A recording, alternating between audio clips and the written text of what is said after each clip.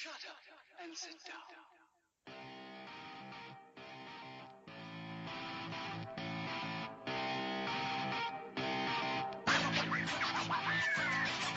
You're listening to the Cheaters Never Pin podcast, a proud part of the Section 328 family. Follow us on Twitter at CheatersInVRPin. Now, live from ringside, it's Mr. Workrate and JC. Well, welcome back, everybody, to another episode of the Cheaters Never Pin podcast. It's a very snowy evening here in the Triangle. I'm JC, here next to me at the commentary booth, my good friend, my good pal, Mr. Workrate, Tom. It's amazing how much we don't appreciate power until we don't have it. Yeah, man. I lost power for, it's pretty close to 5 hours yesterday, which is why this is getting to you a day late, so I apologize, and Duke Energy apologizes. But yeah, having to sit in my car to charge my devices and watch Netflix was a bit taxing. That's what you have to do sometimes, I guess. Just making sacrifices, drinking beer in my car.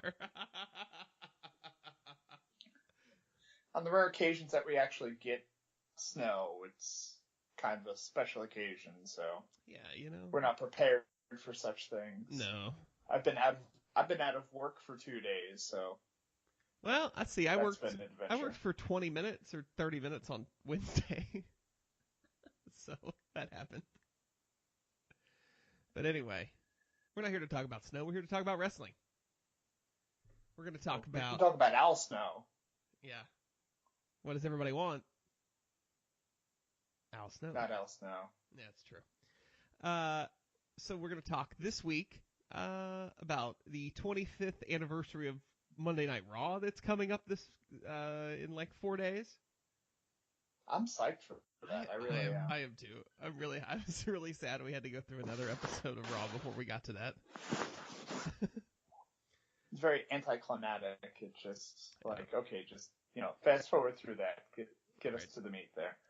Yep. I mean, we've got a double feature coming up because we've got Raw 25 this coming Monday, and then 6 days later we have the Royal Rumble, like possibly my favorite of all the big pay-per-views. Be a fun one. We'll talk about the Rumble a little bit tonight. Not too much because we get that episode next week. Gotta say some hashtag content. Yes. We'll talk about the new signees that entered the Performance Center this week. And what our hopes for them are. And then whatever else crosses our mind. Very free-form edition of the Cheaters Never Pin podcast tonight. Keeping it light. Yeah. Because you never know when power's going to go out again. Hopefully not tonight. Since things are melting away, I hope. Yeah. Well, they're freezing back up now. That's true. That's a very good point. So where do we want to start? We want to start with Raw 25? Yeah, might as well. Yeah. So 25 years of Monday Night Raw, Tom. Raw has existed almost my entire lifetime, all but 4 years. Oh, God. Almost 5. Oh, God. You knew I had to say that, right? We got the Thomas Old there you go. We got it out of the way early. Reference out early. Yes. I appreciated, too, the people chirping me on Twitter Monday night or Tuesday night while watching the Raw 25 special. I was like, I remember, whatever segment this was or when I was a kid, they were like, shut up. It's like, well, you know what? That's my viewpoint. Anyway. So, Tom, what's your first memory of Monday Night Raw?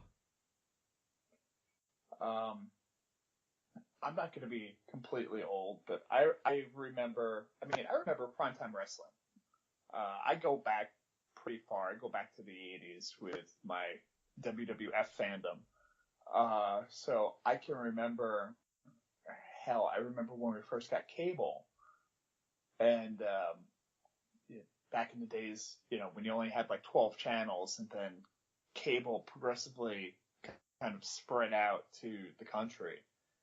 And I didn't necessarily live in a major metropolitan area, so I didn't get it when other people had it. But when we got the USA Network, and I was into wrestling. I watched like the syndicated shows, but when you got cable, you got the USA Network, and that got you Primetime Wrestling on Mondays, which was one of their major shows. There's that in like the Tuesday Night Titans, which was crap, but just Gorilla Monsoon and Bobby Heenan going over all the angles and, just 2 hours worth of highlights and condensed, wrap-ups of all the angles and interviews and actual halfway decent matches, because the syndicated shows had complete crap. It was all squash jobs. Where Primetime Wrestling actually had like a halfway decent match here and there, so that was kind of cool. But I can remember when it was kind of getting phased out, and we got this new program that's coming. It's WWF Raw, and I remember seeing stuff about them doing, because again, I lived in that area. I didn't live in Manhattan, but I lived, Western Long Island at the time, and they were talking about, we're doing this live taping of this live show. It's at the Manhattan Center, come on down. And it's just like, oh, it's kind of cool. And, so I remember when that show first came out, and its format, the way it is now compared to when it was then, is a completely different animal. I don't know, since you're like, 10 years old, if you remember the concept of Shotgun Saturday Night when WWF tried to put that out in the late 90s during the Attitude Era. But that kind of reminds me of what Raw almost wanted to be, not as extreme or, just kind of hardcore like that. But they wanted it to be a little bit edgier, and again, because it was live, and they made an effort. I remember watching those early shows, just making you realize that, crap, this is live. Like, I'm going to talk about whatever's going on today in the paper as we're doing, as Razor Ramon's in the ring. By the way, it appears that the Queen of England did this today because we're live. It's weird. But it was cool. Nobody was doing anything like that. No.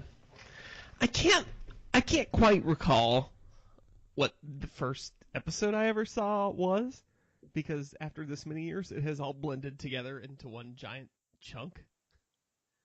But, I guess for me, the first major, story event I remember is them trying to sacrifice Stephanie, the corporate ministry, or I guess it was just the ministry at the time. That's the first. Yes. That's the first thing I have a memory of. They're gonna put her on that symbol. Yeah. Raise her up on that symbol. Right in the middle, that leading to showing that it was the corporate ministry and all of that. It's not a cross. Yeah. Yeah, because that was Stephanie's debut. Yeah.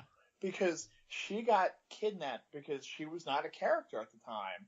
It was just Vince existed, and the ministry was against, everything pretty much. So they decided to capture someone close to Vince in Stephanie, who was, again, not a character at the time.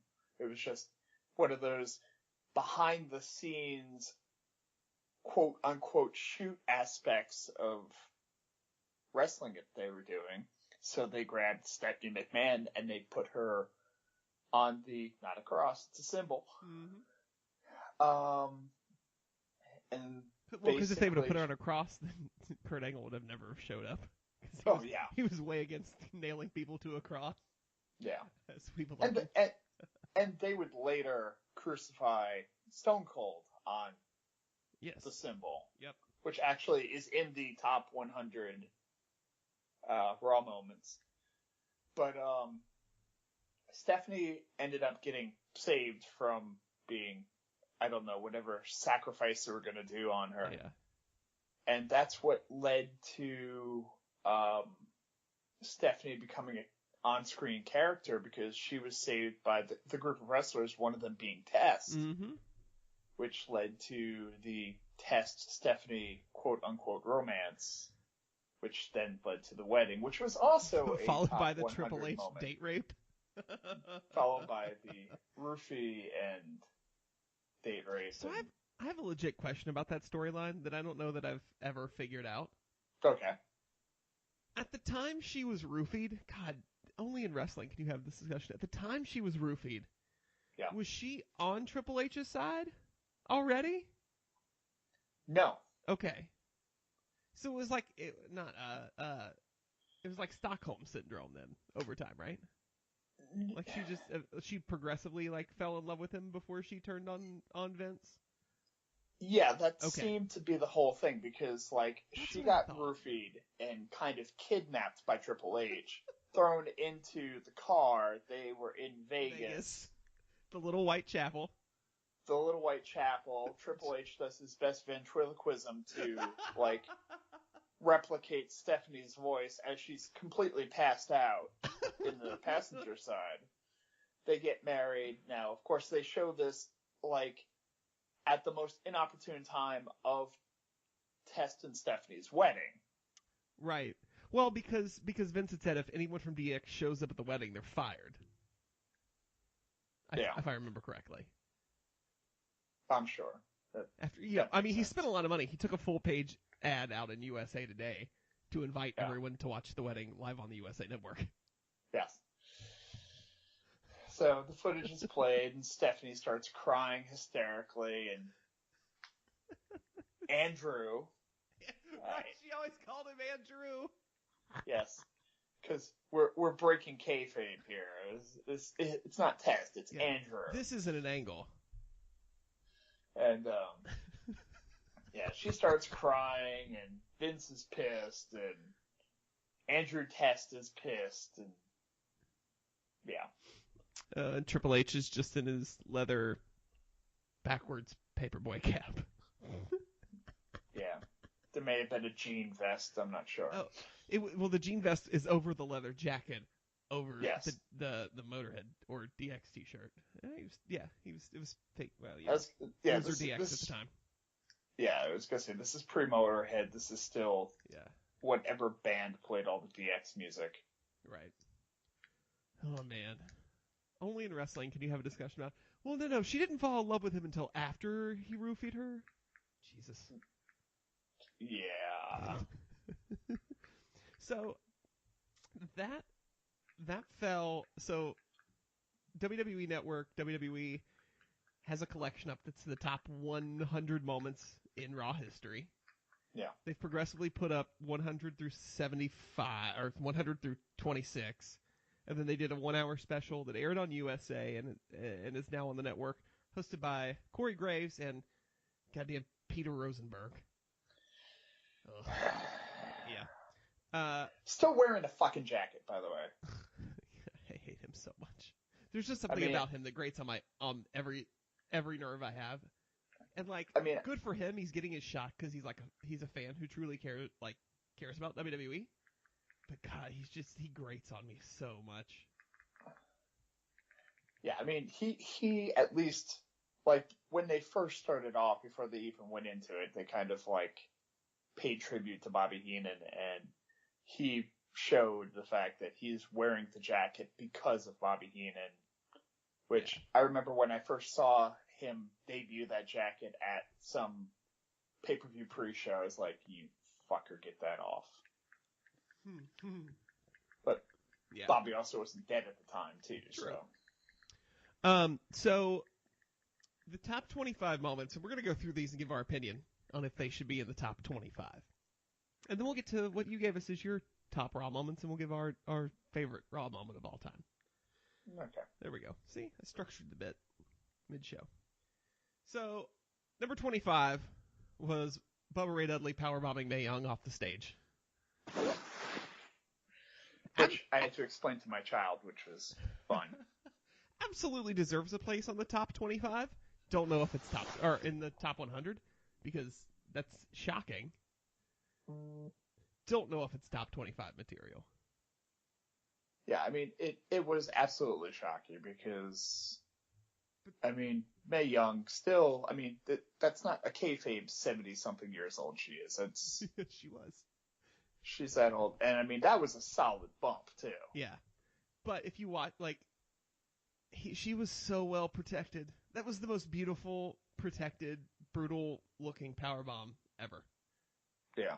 Like, Bubba's a champ for that. Also, for them to be like, hey, can you powerbomb a 70-year-old woman? I think Pritchard's told this story on a podcast one time. I feel like I remember.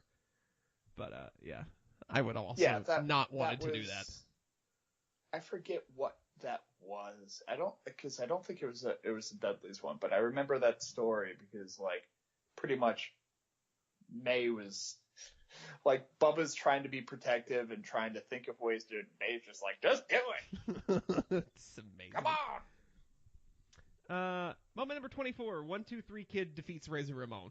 Absolutely a top 25 moment. The Kid. He was not yet 1-2-3 That's true. Kid. Good point. He became 1-2-3 Kid out of this.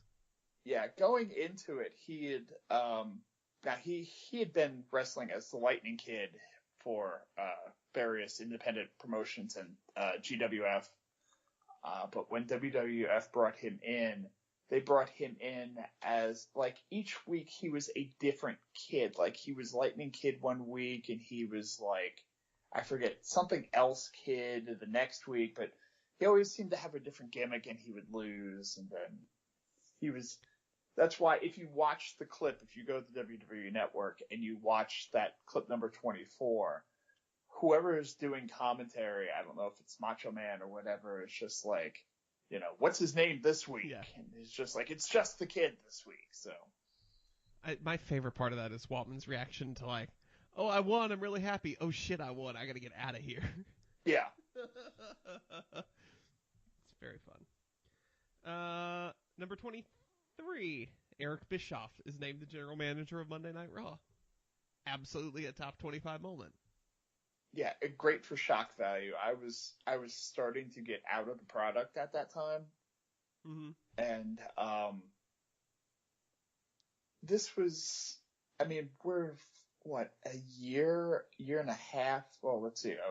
Just by looking at the next moment, we're 15 months removed from the purchase of WCW. Mm-hmm. So, like, and to understand the hatred that Bischoff and McMahon had for each other, I mean, Bischoff wasn't involved come 2001, I think. He was actually attempting to buy WCW at that point. Right. And things just didn't work out mainly because of television.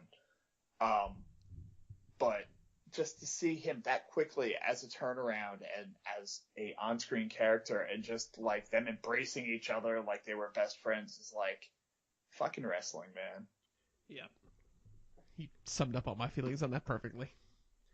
Number 22, Shane McMahon buys WCW out from under the old man.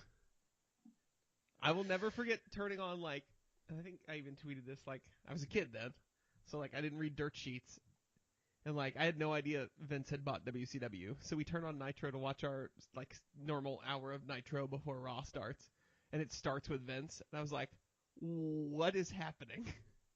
Yeah. So my mind was blown at that point. And then I turned it over to Raw, and we're figuring out what happens, and then we find out, Shane is in, what trashy beach is it? Not Daytona. No, I'd remember Daytona. Panama City? Yes, Panama City Beach, Florida, at that hotel. And they, Shane comes out and says, the contract reads McMahon, but it doesn't say Vince. It reads Shane McMahon. And the terrible invasion angle began. Shortly It could have thereafter. been so much better. Yeah, I mean, we can do an entire show. We can do an entire show on the invasion. Yeah, we will get into it now, but yeah, I mean, Shane literally in a WCW ring, crazy. And it was surreal because you watched it and you could flip back and forth between USA Network it's the same shit and TNT, and it was a simulcast. Yep. Yep. Because once they got to that point, it was live because they were going split screen, and it was just weird. It was a great moment. I don't know. It's lost a little bit on me because of the end result of it, but Fair. yeah, it was at that time. It was pretty surreal. Yeah. Number 21. Mike Tyson arrives in the WWF and is attacked by Stone Cold because, goddamn, this is my ring. Now, let's be fair. Mike Tyson attacked Stone Cold. He did. Because Tyson Stone shoved Cold, first. yeah. Stone Cold flipped him off. Yeah. But, this was awesome for me, watching it. Yeah. When it happened, because it was and at that time, Mike was kind of falling from grace. He had already lost to Buster Douglas. He was facing his rape convictions, which was why he was basically available, because he was banned from boxing so I think it was indefinitely at this point. Right. Because of the rape allegations. And the arrest. I think he had actually gone to prison, and he had just gotten out of prison maybe, or something. I don't remember. I'm not a boxing historian by any means. But Mike at this point was still a major fighter. He had lost to Buster, but he was still a marketable boxer. He was still viewed as the baddest man on the planet. And the fact that the WWF got him for, I wouldn't put it on the Rousey level. I'd put it on Conor McGregor level at this point, where McGregor, isn't pound for pound the best fighter on the planet completely at this point, but he's up there. But that's like the air that McGregor has is the air that Tyson had at that time.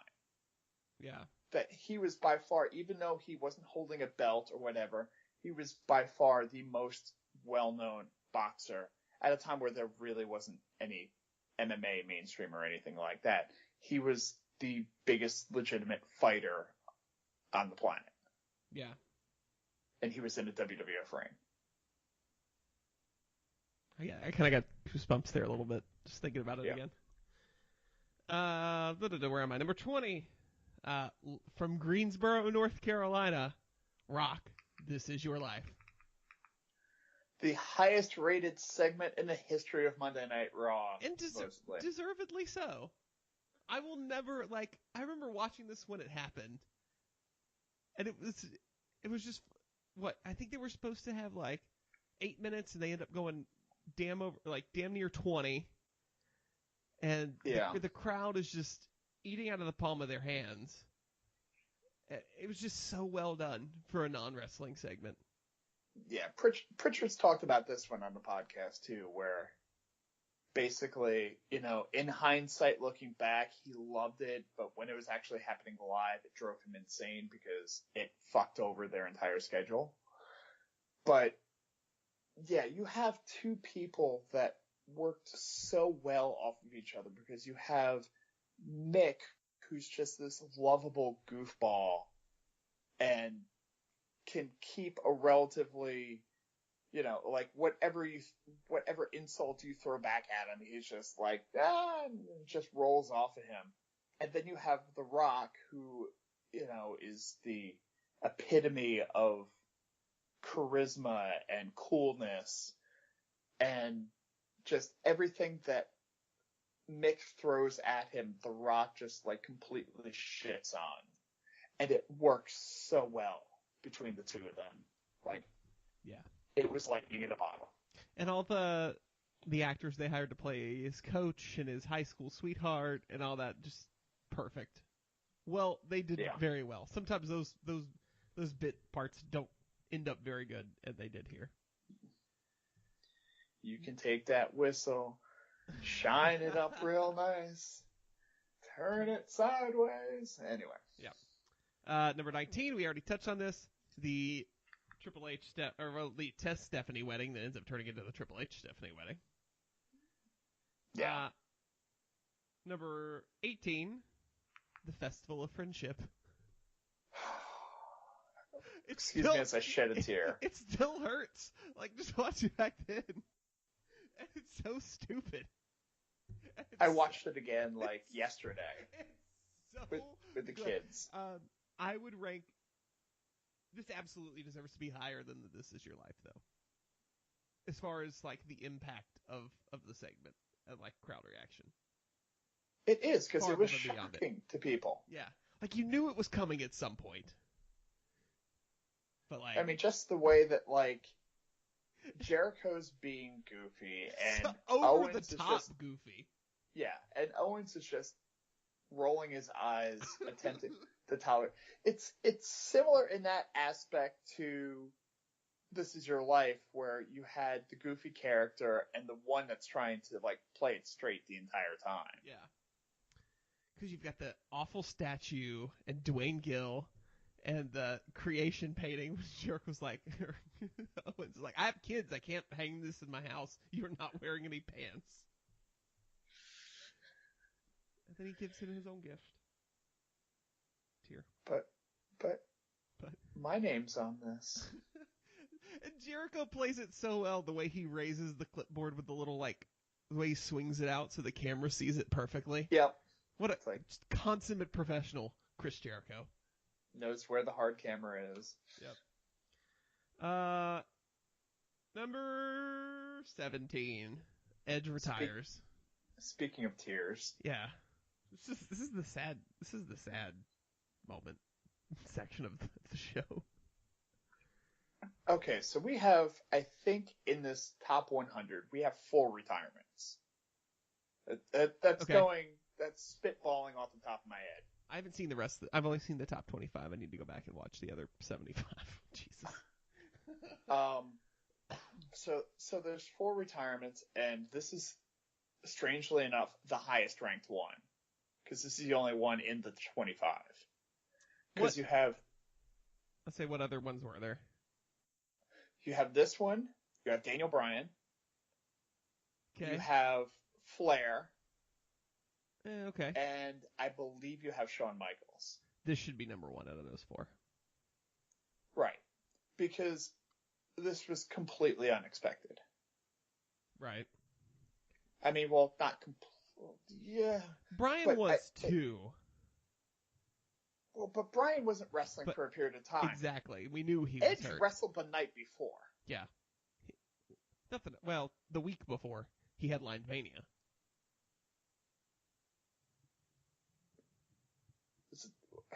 I thought it was the day before, but okay. All right, so anyway. Yeah, anyway.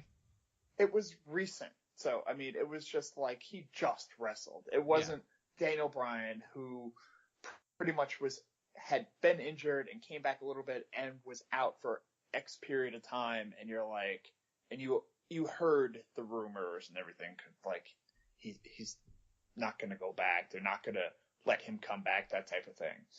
With Shawn, with Rick, they had both lost matches, which basically were supposed to end their careers, and for one of them it actually did. Damn it, Rick. He still got some gas in the tank. But this was... And the thing is, too, Rick was as old as he was. Right. Shawn was, I mean... Old enough. Shawn was decently old enough. Edge had years left. You knew you knew you were supposed to have years left with him. Yeah. You wanted to see him do the I'm going to wrestle full time and then fade away. Like, go part time. The way Cena's staging himself out now. Yeah. And by introducing it, I mean, when he came out, we don't know why he's making an announcement. He's just cutting a promo. That's what wrestlers do. It's when it was Daniel Bryan, you knew it was a retirement announcement. Well, he'd already, because of location and everything like that. It had been announced. Yeah. Yeah. You didn't know with Edge, so he came out and he looked happy, and he kind of did his thing, and then he starts to speak. Yeah. And you're like, oh no. As soon as he starts it out with the, you're gonna have to give me some time here because I don't know if I'm gonna make it through this. It's oh like- no. And your stomach drops. Yeah. All right, moving on. Happier things. Yeah. Please. The one I absolutely did not understand why it was on the top 25 list. This is the one I did not get. Undertaker returns to challenge Triple H for WrestleMania 27. Look to the sign. I mean, Let's both look at the sign. it's a cool moment because they don't say it. They don't say a thing, but you know what? You know what's happening. And yes, the building was electric because it's the Undertaker's return and it's Triple H, but That's I mean, the thing. it's not a top 25 moment. It was the build for Taker because Taker had been out for a while and they were building his comeback. And it was just that kind of combination of Taker's back and then Triple H shows up and you realize, crap, they're going to fight at WrestleMania. So yeah, I mean, like, I get it. It's a top 100. Yeah, I agree with you. It's not 16. And Jeez, it's not better than Edge's retirement. No. Jesus. It's not better than Mae Young giving birth to a hand, which isn't in the top 25, which is egregious. Yes. People still talk about it to this day. The hand was on Raw 1000. He should be at Raw 25. Yeah. Number 15, criminally underrated. Vince goes to the hospital. The birth of Mr. Sacco. Yes. Yep. If for nothing but that. Yeah. And that between the birth of Mr. Sacco and the amazing noise Stone Cold Steve Austin gets off that bedpan when he hits Vince over the head with it, just he hit him in just the right place, in just the right part of his skull to get that thud sound. That cartoon, like, yes. It was perfect. We got Mr. Sacco. We got the debut of Yurple the Clown. Yep. We got Stone Cold shoving a catheter up some orifice of Vince McMahon. Yeah, it's peak Attitude Era. Yep.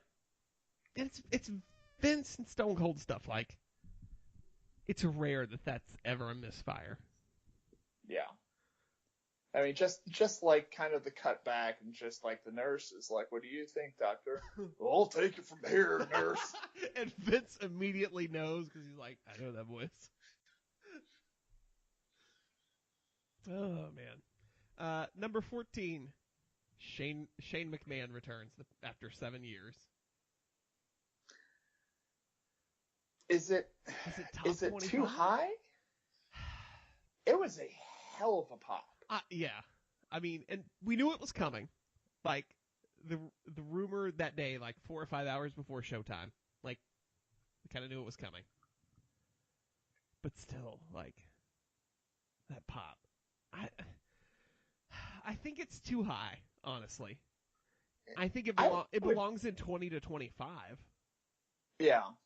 But I don't think it's top 15.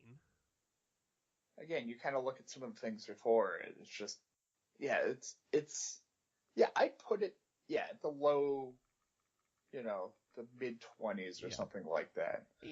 It's one of the major characters of the Attitude Era returning after a hiatus and, and having completely been out of the business.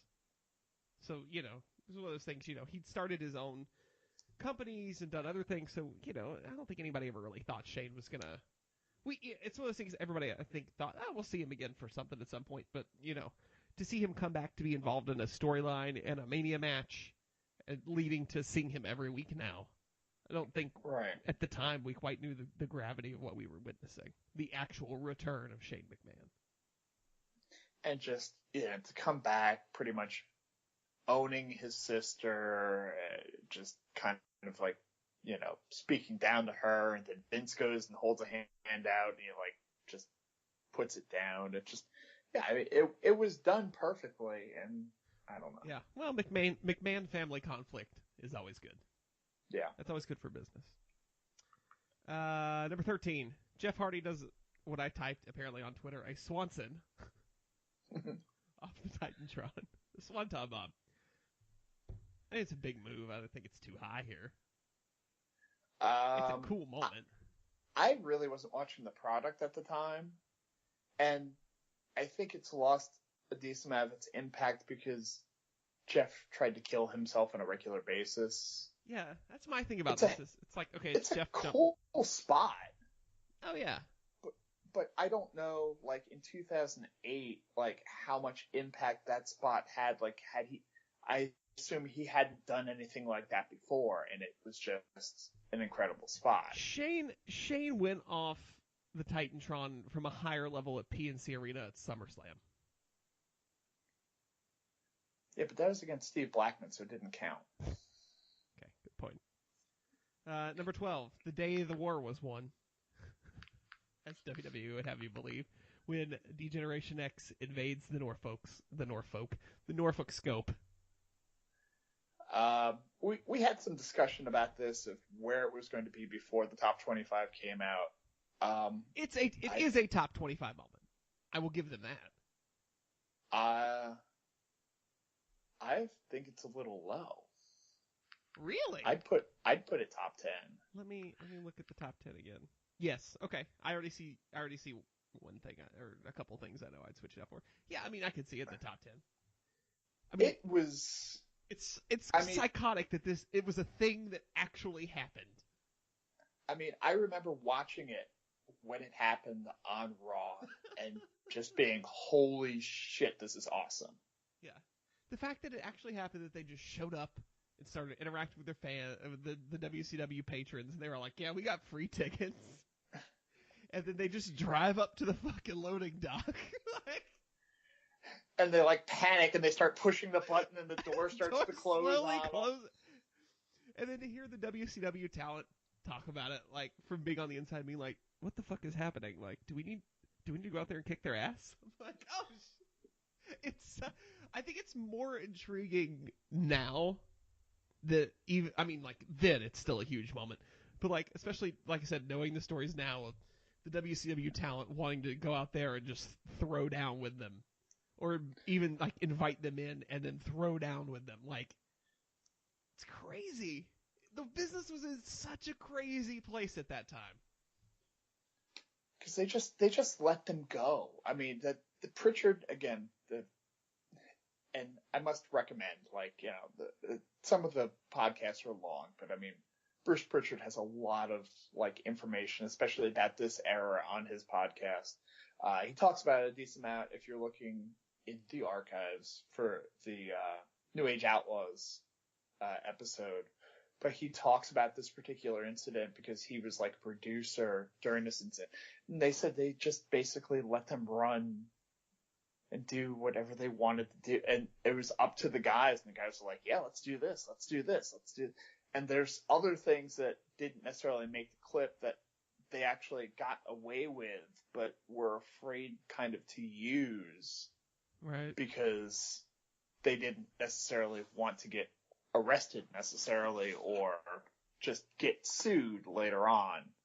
But yeah, it was amazing watching it. It made it cool because that was part of the fight at that time between WWF and WCW, was that WCW had the cool points for the longest time because the NWO was the shit. Oh yeah. The NWO, you bought that shirt, you know, it was Hall and Nash were just like, you know, strutting, and they were cool, and WWF was hokey. And then when DX came around, at first they were just kind of the trash heels because Shawn's an asshole and Triple H is a snob and they cheat or whatever. But when you started to get the Outlaws involved and X-Pac involved, just that newer group of DX just became the cool assholes. Like, but they were the cool guys.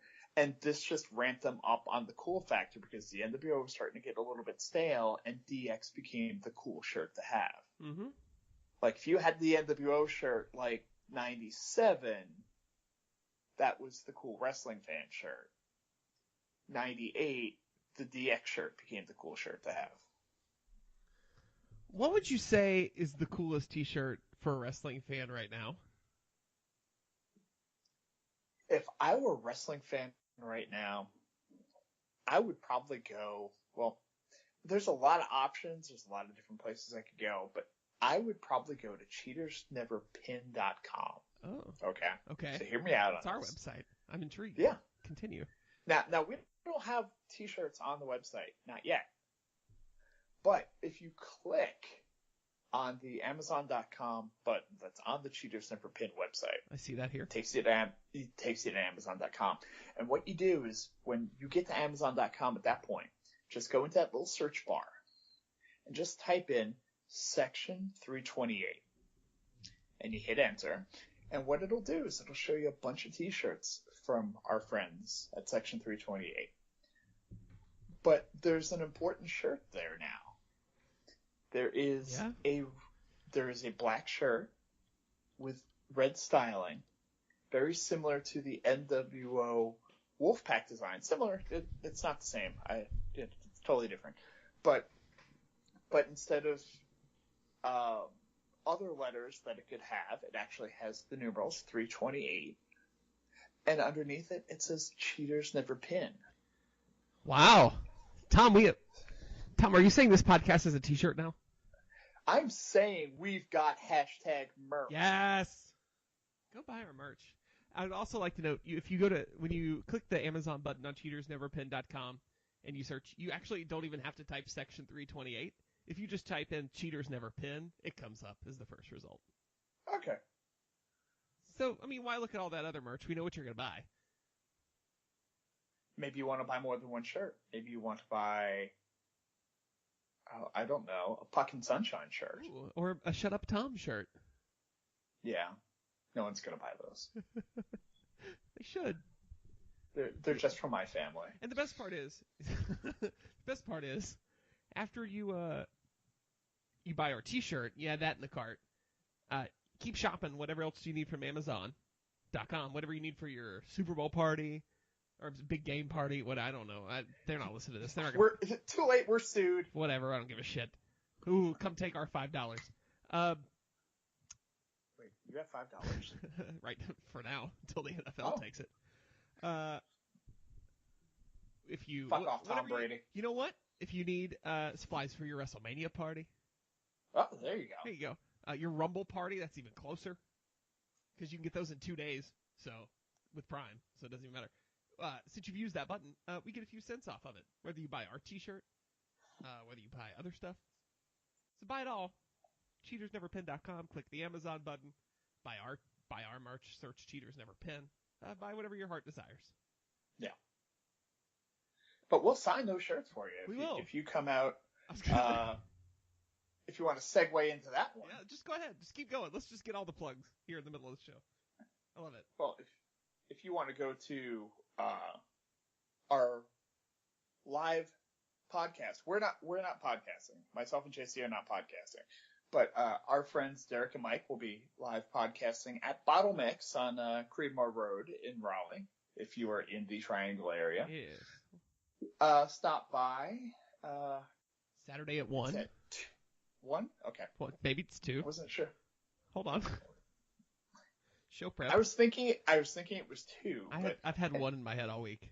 Let's find out. Okay, well, as JC looks for that, stop by Bottle Mix.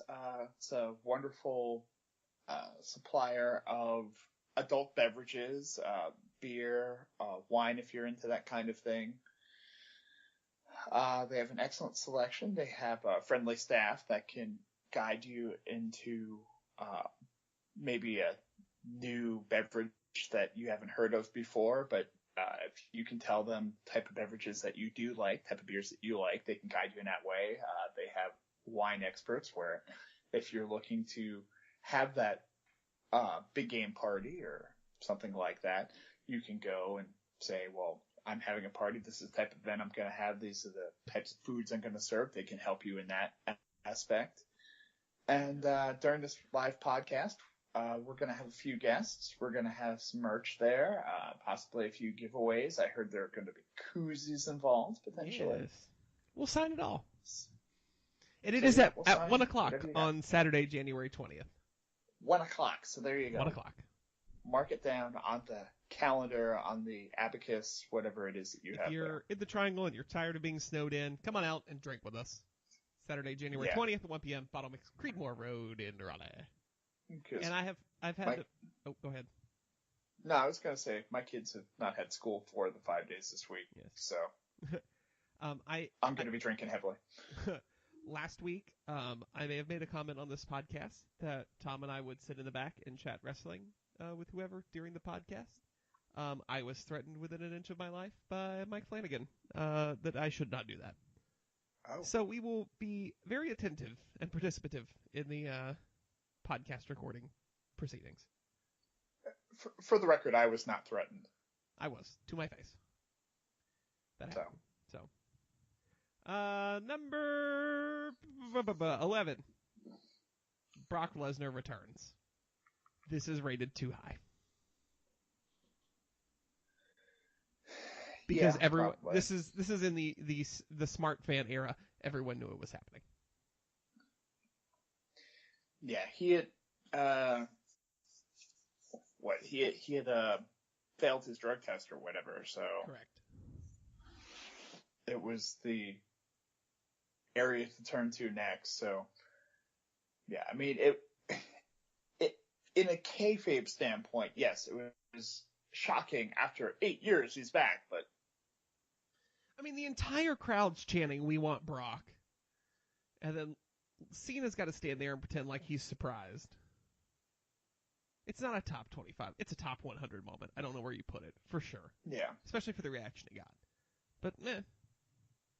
yeah. Number 10, John Cena comes to Monday Night Raw in the 2005 draft.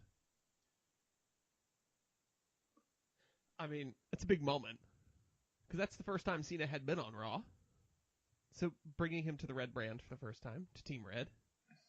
Big moment. I don't know. I again also don't know if it's top 25. Let alone top 10. Yeah. Watching it recently, it was a hell of a pop that he got. So, I mean, yeah, there's that, but I mean, And I understand its place in his legacy and in the history of WWE, because moving him to Raw then cements him as, this is the next guy, this is the next face of our company. Because Raw is the A show. So I get that that's the beginning of the legacy of Cena. But, okay, he got drafted there. Cool. yeah, this isn't I mean- like his debut on Raw or anything like that, or because I mean, well, technically he had been on Raw before. I thought. I can't remember. I don't. Well, he had the. I mean, when he debuted initially, That was with on the- with the Angle that thing? was- That was SmackDown. yeah, okay. But still, Raw and SmackDown are still the same thing. I mean, it's still. You're saying that basically he'd been working for WWF/E at the time for 3+ years. Right. It's not like his debut with the WWE. It's not he's coming in from NXT or something like that. It's okay. Well, he used to wrestle on Thursday nights, now he wrestles on Monday nights. Is it a top 10 moment in the history of John Cena? Yes. Yeah. But it doesn't have a place in this list, I don't think. Number 7, The Shield. 9. Holy shit, yeah, I skipped one. Okay, never mind. Number 9. You skipped 2, technically. Yeah, it's true. Number 9, and this one is too low. Yeah. Mick Foley wins the WWF World Championship. And puts That'll put asses in the seats. puts the nail in the Monday Night Wars coffin. Thank you, Thank Eric you. Bischoff. And, well, can't blame Tony I'm Schiavone. not blaming Tony. He was told to 'cause say Tony insisted he was told to say it. Yeah, well, I'm sure he was. Like, that's the way it worked then. Yeah. Such a cool moment that he finally, like, achieves his dream. And granted, to get to that point, we have to have all of the fuckery.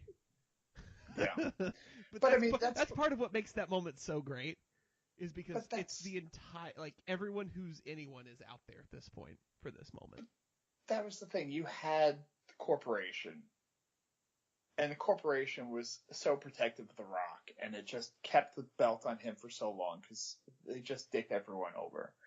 So, for whatever reason, Mick aligns with DX because DX hates Vince McMahon. So, that was the whole thing. You had DX taking Mick's side, and that was big to begin with. And it just balanced out the balance of power. So, you had people, you had like Ken Shamrock tries to interfere, and Billy Gunn grabs him, and then everybody starts brawling with everyone else. And then the music cues. The glass shatters and the roof shatters. Yeah. Yeah. Because everyone knows what's going to happen. They're realizing at that point, Holy shit. there's nothing that they can do. Mick's going to win the title. It's so cool. So my question that's raised out of this, you talk about balancing things out. In order to get the strap off Okada, does Stone Cold need to come out and hit Geto with a chair? What? What? Or I guess he would be hitting Okada with a chair, but still. Now I want Okada and Stone Cold in the same ring because I just think it would be hilarious. Just Son, picture what the hell's your name? Kazuchika You're gonna make it. Okada. You're gonna make it rain, boy. What? You're a rainmaker? What? You mean you one of them things that I hang from my windshield? What? Number 8. I opened a big can of worms while Stone Cold's opening a can of whoop ass there. God damn. Whoop ass. What? We'll stop a mud hole in this Kazuchika Okada. If you're not down with Stone Cold being the next IWGP Heavyweight Champion, give me a hell yeah. Throw me some goddamn Sapporo. Get over here. Itchy bone.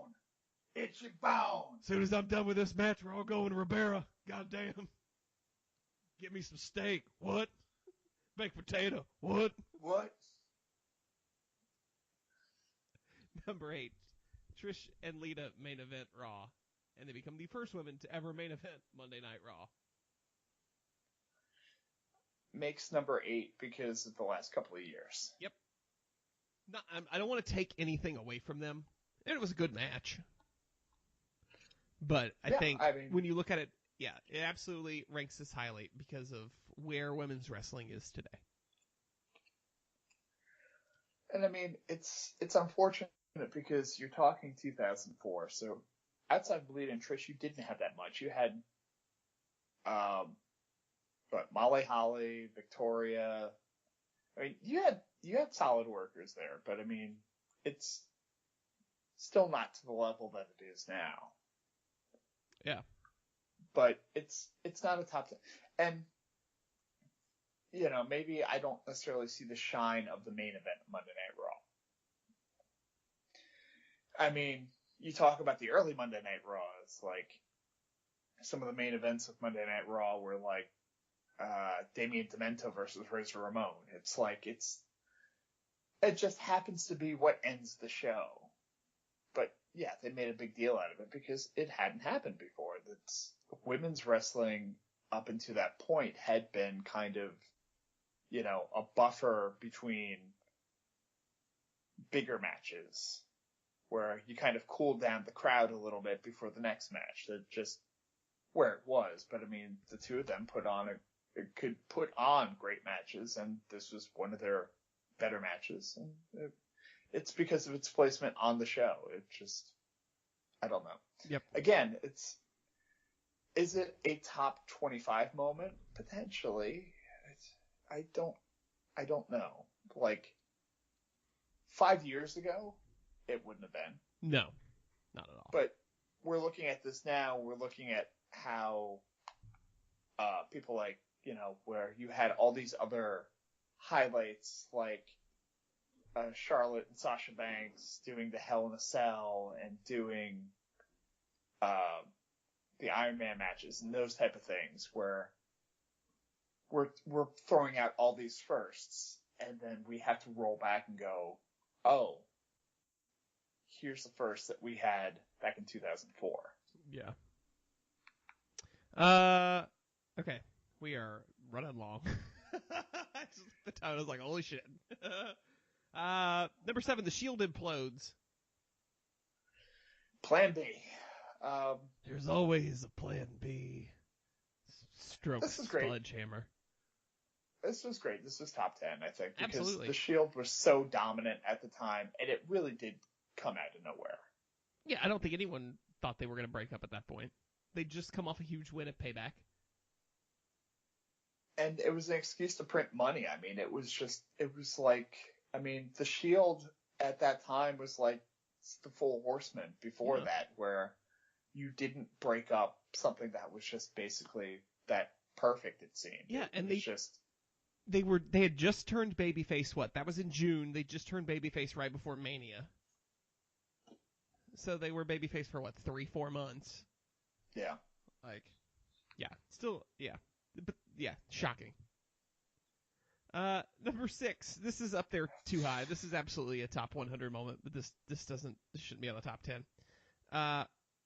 Roman Reigns waits through minutes of boos after he defeats The Undertaker at Raw after Mania, after the last WrestleMania 33.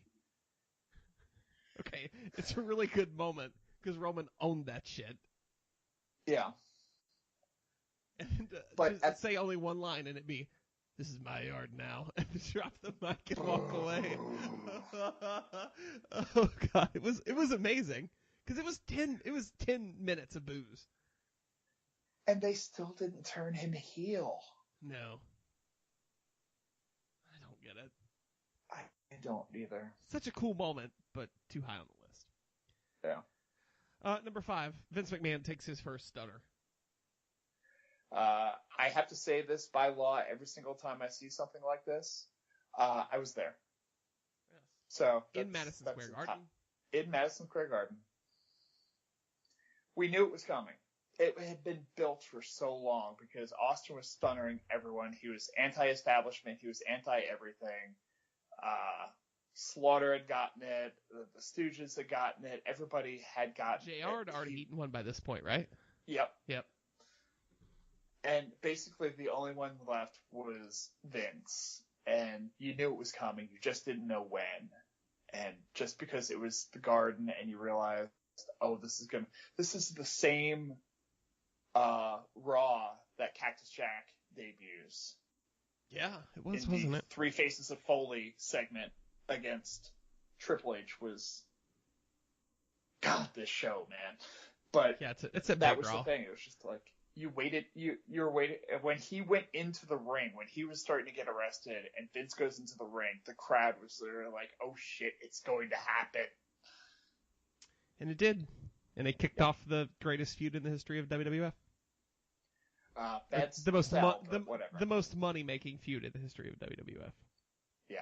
There you go. Number 4, the debut of Chris Jericho. The Millennium Clock hits 0. The walls are broken down. Jericho appears. The Rock is like, who the fuck is this guy? The only negative to it, I think, was, I guess because it was Rock, and again, going back to Pritchard real quick, Pritchard defends it by saying, well, we put him on with The Rock when The Rock was at his hottest, so that gave him the rub that showed how much faith we had in him. Jericho kind of looked like a little bit of a geek at this point, though. Oh, yeah. Because he still was just anybody doing anything to The Rock. But you couldn't have had it either way. Like, if you were going to put him against The Rock, you couldn't have The Rock look stupid. Oh, no. So The Rock still had to protect himself, so. But yeah, just the look, the everything. When the wall hits Jericho, like, because you didn't know the music was out of nowhere. And you're just like, who?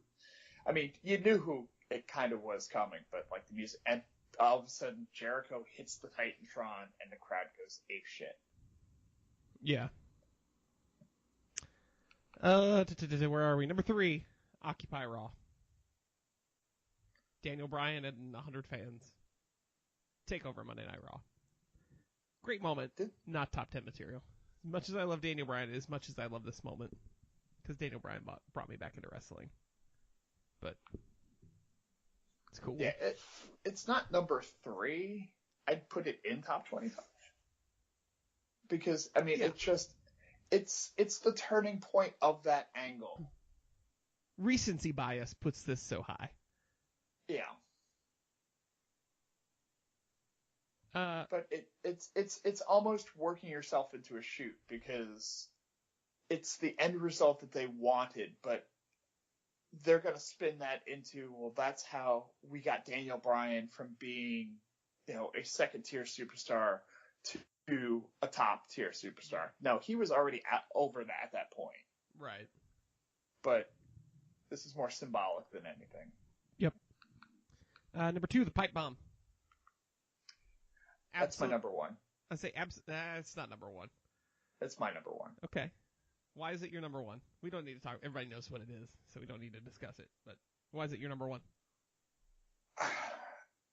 I go back to like the DX thing before. It just it broke the fourth wall. It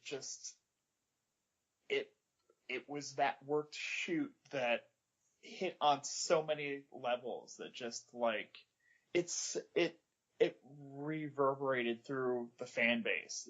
It said all the things kind of that a lot of the fans were saying at the same time too. And it was enjoyable. And it just, as the smart mark that I am, I sat there and I watched that and I'm just like, this is cool as shit. Yeah. So it's still the best worked shoot, I think, in my opinion, in the history of wrestling. And I eat that stuff up. Yeah. I mean, I will eat a work shoot just whenever somebody seems to go off script. That's when it starts to get exciting. And that's what gives people like Vince Russo hard-ons. But just that whole aspect of like, wait a second, he's going off script. What's going... And that's part of the live aspect of it too. I mean, that's what Vince has been selling for Raw for 25 years, is the fact that it's live. You never know what's going to happen. And that was believed to be one of those things where he sat there and cut like one of the best promos ever, yeah. Number 1 on their list, Stone Cold delivers a truck full of beer to the corporation and sprays it all over them. And damn near breaks the Titantron. Yeah. Could have raised that up a little bit for that truck. A little bit. Cool moment. It's not number 1. It's iconic. It's incredibly iconic. Yeah. It's one of those things that people remember about that time. Yep. And just entertaining to me is how much Vince and Rock have to sell getting hit by beer. Vince swimming in the beer. Yeah. Swimming against the current. Yeah. My number 1 is on this list, and it is Mick Foley winning the title. Okay. I'm fine with that. It's because that's what cemented Monday Night Raw as the top show. Yeah, I mean, and it was a great moment. I mean, not just Mick winning it, because they could have gone off air with him with the belt, but Mick cutting the promo afterwards. Yeah. And just watching it just recently, him talking about like his little 2 kids at home, and it's Dewey and Noelle, sorry. Yeah. That are like adults now, and it just makes me feel old. And one of them is dating a clown. That's not Dewey. Nope.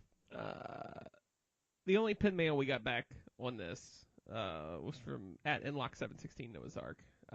Foley winning the championship is his number 1 moment as well. So.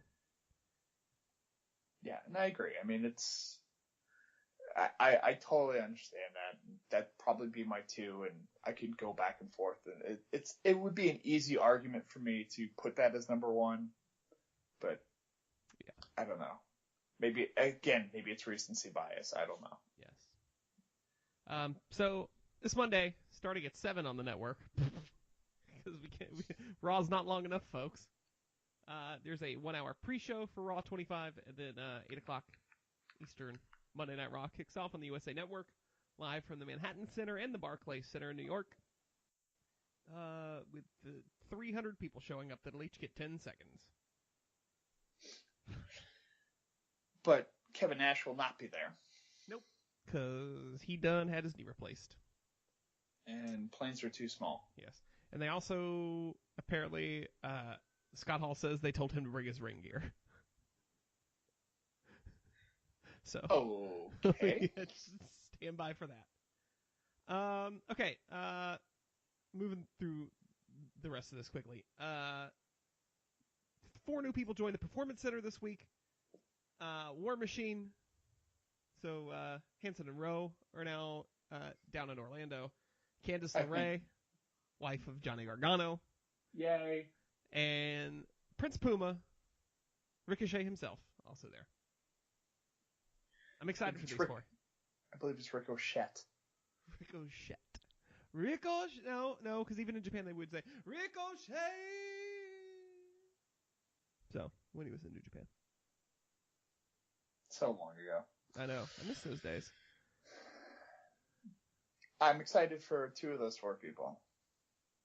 You're excited for Candice and Puma. I've already made my feelings heard about War Machine. Yeah, we covered this last week, but just put them in the right position and let them meet.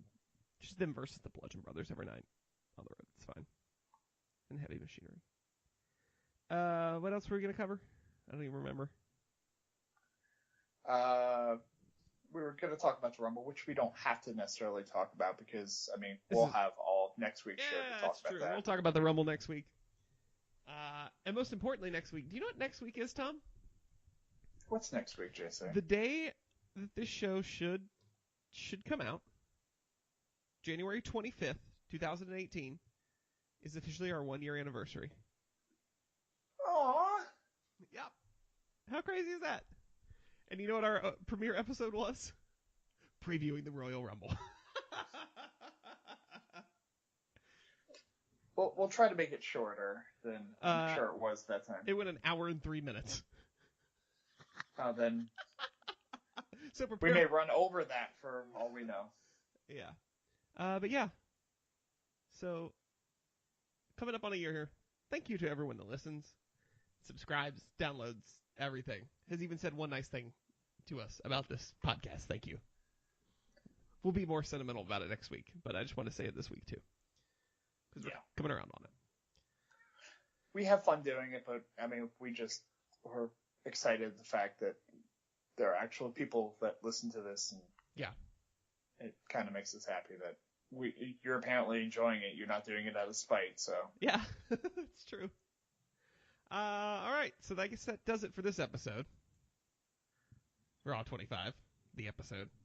So tell the people where they can find you on the internet, Tom.